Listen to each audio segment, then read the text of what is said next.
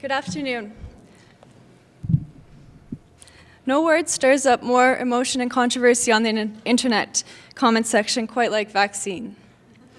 Despite being one of the most successful health interventions of our times, and with the potential of saving 4.2 million lives if more people were vaccinated, there's still a lot of controversy and doubt that is evoked in people's minds.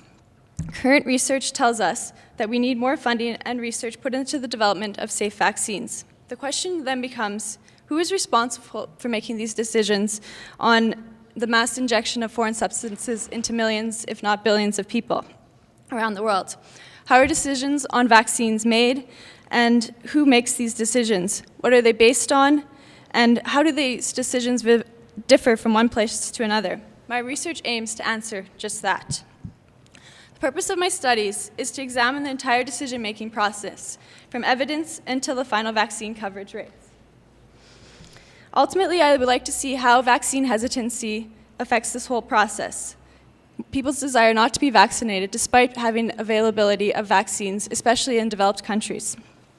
Doing so will provide insight into the best strategies on a global coordinated effort to diminish the burden of infectious diseases. Currently, research evidence is evaluated by the World Health Organization and then provided to individual countries to make their own decisions on vaccine guidelines based on available resources and their own particular context. Most countries use a legislated National Immunization Advisory Committee, which provides guidance on how to administer vaccines at the local level and within health authorities. But the policy around vaccines can become convoluted. So my thesis is focused on the best practices on global vaccine policy, looking at 4 different contexts and looking at a comparative example of all 4. I will be looking at 2 industrialized nations as well as 2 developing countries. One from each category will include a country that has excellent policies in place, whereas another country will need some improvement.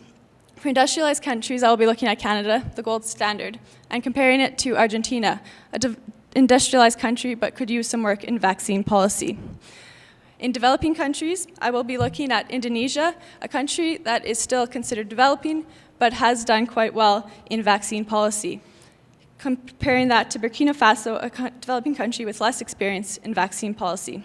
Regardless of a country's development status, good vaccine policy based on scientific evidence has the potential for an array of benefits, including improvements in life expectancy, governmental savings, healthcare savings, improvement in health equity. Better informed decision-making will save lives. I have also learned not to trust the comment section on internet websites for research citations. Thank you.